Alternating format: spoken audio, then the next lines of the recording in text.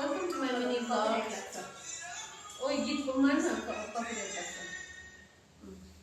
Hello guys, welcome to my mini vlog. आज चाहिँ दशैंको दिन मेरो माइली दिदी माइली साइली काइली अब आज चाहिँ हामी के गर्छौं भन्दा चाहिँ नि सानोको एक एकवटा हाँसउठ्दो स्टोरी सुनाउनु पर्ने हुन्छ। यो आजको मेरो ब्लगमा चाहिँ अब माइली देखि सुरु गरौँ के सानोको हाँसउठ्दो स्टोरी आमाले च्यातेको भन्नु न।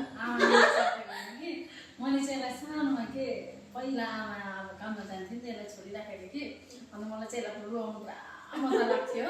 यसलाई कुनै मलाई चाहिँ पुरा मन पऱ्यो क्या। त्यसलाई मैले घर बढाएर भन्थेँ होइन, यसले घर बढाएर जान्थेँ। म पछाडिबाट चाहिँ त्यो आगोको त्यो खरानी हुँदैन त्यो फ्याँकिदिँदै आउँथेँ। अन्त अझै बढाएर भन्ने कि त्यसले बढाएर जाने म फ्याँकिदिँदै जाने पछाडिबाट। अनि अर्को कुरो यसलाई चाहिँ म नस्पतिको रुख थिएँ नि अब घरको त्यहाँनिर त्यहाँ लान्थेँ नि यसलाई। अन्त तलको घर देखाइदिन्थेँ कि तेरो घर त त्यहाँ तलको तलको यहाँ लिएर राखेको म चाहिँ अब तल म तल पुऱ्याइदिन्छु त्यहाँनिर हो भनेर यसलाई रुवाउँथेँ कि गएको थियो। मलाई मजा लाग्थ्यो कि यो जतिको चाहिँ मलाई त्यति मजा लाग्थ्यो कि।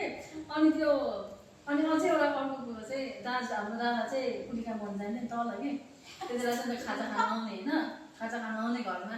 त्यति बेला चाहिँ दादाले घर महिनादेखि कराउँथ्यो। अब म चाहिँ पुरा साथीहरू लिएर घरमा खेल्ने। अनि एक दिन चाहिँ के गऱ्यो त्यो यस्तो के भन्छ त्यसलाई त्यो के भन्छ नि गाग्रीको पानी चाहिँ डल्लै घोप्थ्यो। सन्जय हामी खेल्दाखेरि घोप्थ्यो। अनि दादा आएर अब कराउँछ नि, दादा चाहिँ सफा गर्दा पनि गएन पानी माटोको घर कस्तो हुन्छ। दादा आएर कराएर के गर्यो भनेको मैले के भनेँ भने त्यसलाई चाहिँ कुखुराले मुतेको दादा।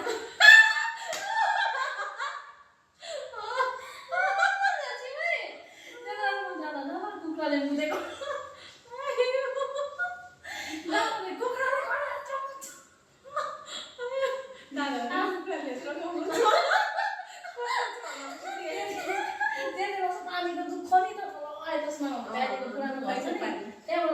पर्थ्यो नि त पानी खेल्दै गर्दा घोप्थ्यो।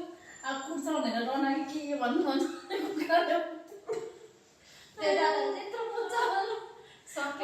अहिलेसम्म थाहा छ कि मलाई चाहिँ यति नै माइली दिदीको स्टोरी। मेरो चाहिँ यिनीहरूसँगको स्टोरी भन्छु ल।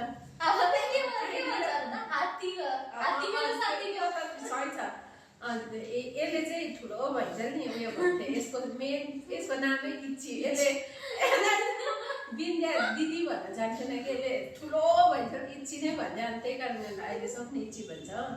अन्त अब त्यही हात्तीको गाडी भन्छ यिनीहरूलाई चाहिँ म चाहिँ पुरा इमोसनल थिएँ। अब इमोसनल बनाउनु साह्रो मन पर्थ्यो यिनीहरूलाई।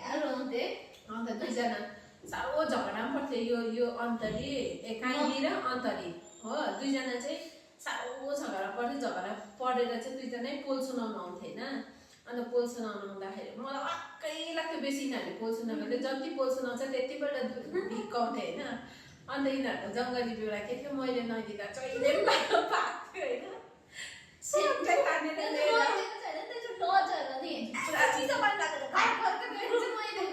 पुरा अन्त त्यसरी नुहाइदिनु पनि सफा नुहाइदिन्थ्यो नि त। म त्यहाँदेखिको भरे यिनीहरू भाग्थ्यो कि नुहाइदिँदा पानी खनाउन भाग्ने कि पुरा रिस उठ्थ्यो कि तानेर लिएर ढाडमा नुहाइसक्दा ढाडमा छापै मेरो हातको छाप यिनीहरूको ढाडमा। अर्को स्टोरी चाहिँ यिनीहरूलाई चाहिँ मैले हात्ती थियो। हात्तीको बिचमै एउटा नन्दु अपना भन्ने सिरियल आउँथ्यो त्यो एउटा। अन्त त्यत्तिकै त्यो हात्तीदेखि चाहिँ मैले बिचमै दुईजनालाई राखेर चाहिँ कहानी सुनाइदिएँ कि पुरा रुगो यिनीहरू पुरा रुन्थ्यो। मैले बिचार यसलाई त झन् मैले र बिचारा भन्नु रुवाउनु पर्यो चाहिँ लु त्यसै पनि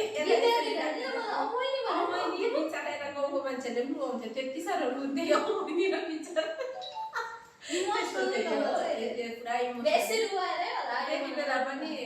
त्यति बेला नि यिनीहरू दुईजनालाई राखेर मैले त्यो हात्तीको कहानी भनेर बिचमै बनाएर भने बिचारा त्यसको आमा मऱ्यो अरे बिचारा त्यसको आमा मऱ्यो अरे भनेर यिनीहरू रुवाउँथ्यो।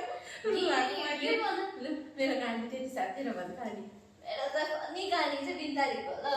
हामी चाहिँ सानो सानो चाहिँ हाम्रो चाहिँ त्यो घरमाथि ताला थियो नि तालामाथि भन्दै नि हामी त्यहाँ चाहिँ लुगाहरू राख्थ्यो नि त। हाम्रो पुरानो लुगाहरू सामानहरू राख्थ्यो। बिन्तारीको चाहिँ पानी खेल्थ्यो। अन्त पानी पर्दै गरेको हुन्थ्यो कि कतिखेर भएर आउँथ्यो कि चाहिँ माथि चढ्ने कि